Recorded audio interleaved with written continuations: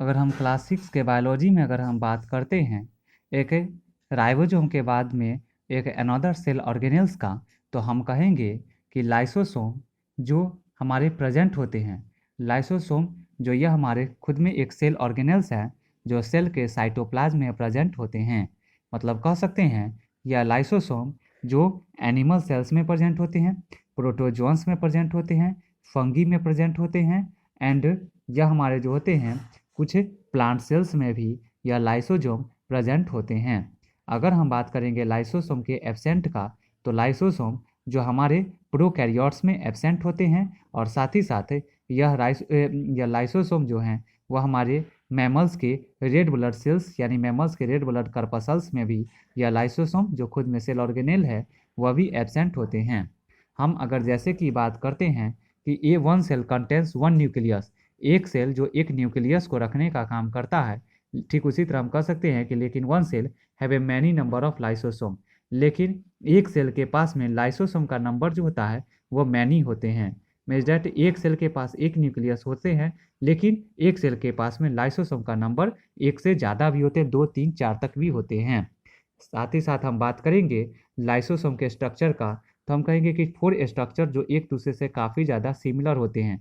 एक Golgi body, एक endoplasmic reticulum, एक राइबोसोम और एक लाइसोसोम।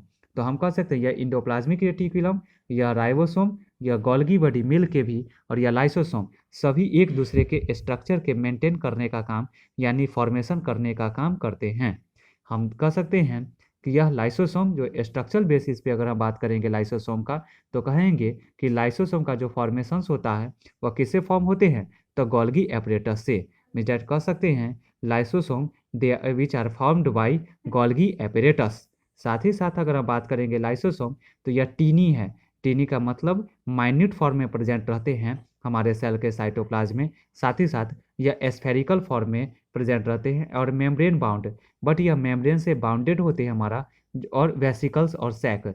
और जो वेसिकल्स स्फेरिकल कंपोनेंट के फॉर्म में इस तरह से जो दिखते हैं, इस तरह से उस तरह से ये रहते हैं मेम्ब्रेन बाउंड के फॉर्म में, और इस तरह से यह वेसिकल्स स्फेरिकल फॉर्म से यह क्या होते हैं, तो चारों तरफ से घिरे हुए भी होते हैं। साथ ही साथ हम कहेंगे यह लाइसोसोम जो सैक लाइक स्ट्रक्चर होते हैं।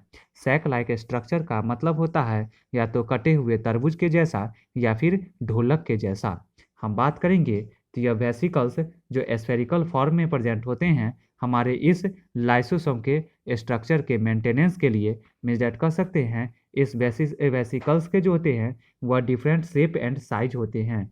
मीन्स डैट कह सकते हैं कि यह वेसिकल्स जो डिफरेंट शेप और साइज के फॉर्म में रहते हैं, यह हमारा क्या काम करते हैं, तो लाइसोसोम को बाउंडेड करने का, घेरने का भी काम करते हैं। साथ ही साथ हम बात करेंगे तो लाइसोसोम जो पावरफुल डाइजेस्टिव इंजाइम भी रखने का काम करते हैं। यह लाइसोसोम जो पावरफुल डाइजेस्टिव इंजाइम जो रखते हैं, वह कौन सा डाइजेस्टिव इंजाइम पावरफुल के रूप में रखते हैं, तो हाइड्रोलाइटिक इंजाइम।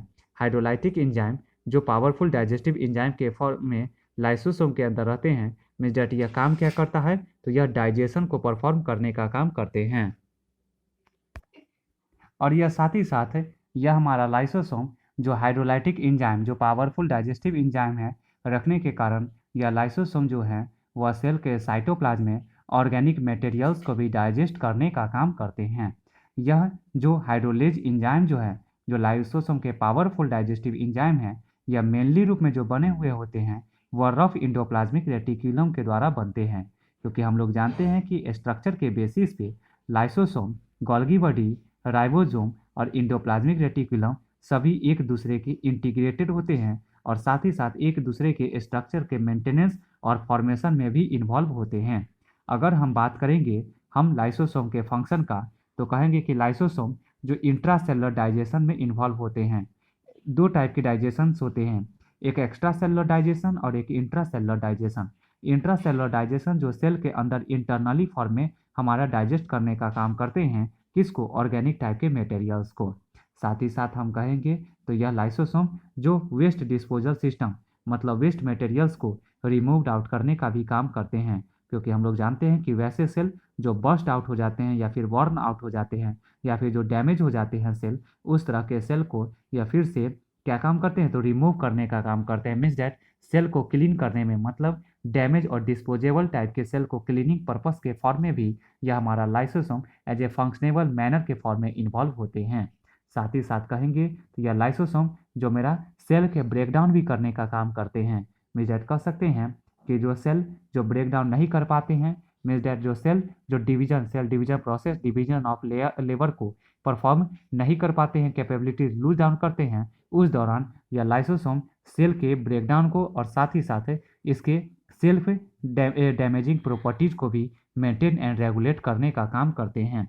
हम कह सकते हैं यह डिफेंस मैकेनिज्म मतलब इन्फेक्शन के अगेंस्ट जो डिफरेंट टाइप के एंटीजेंस जैसे कि अगर बैक्टीरिया हो, वायरस हो, इन सभी के अगेंस्ट डिफेंस मैकेनिज्म भी यानी डिजीज रेसिस्टेंस कैपेसिटी भी इस तरह के इन्फेक्शन प्रोड्यूस करने वाले जो माइक्रो ऑर्गेनिज एंटीजन है उसके अगेंस्ट यह डिजीज रेसिस्टेंस कैपेसिटी यानी डिफेंस मैकेनिज्म भी परफॉर्म कराने का काम करते हैं या लाइसोसोम।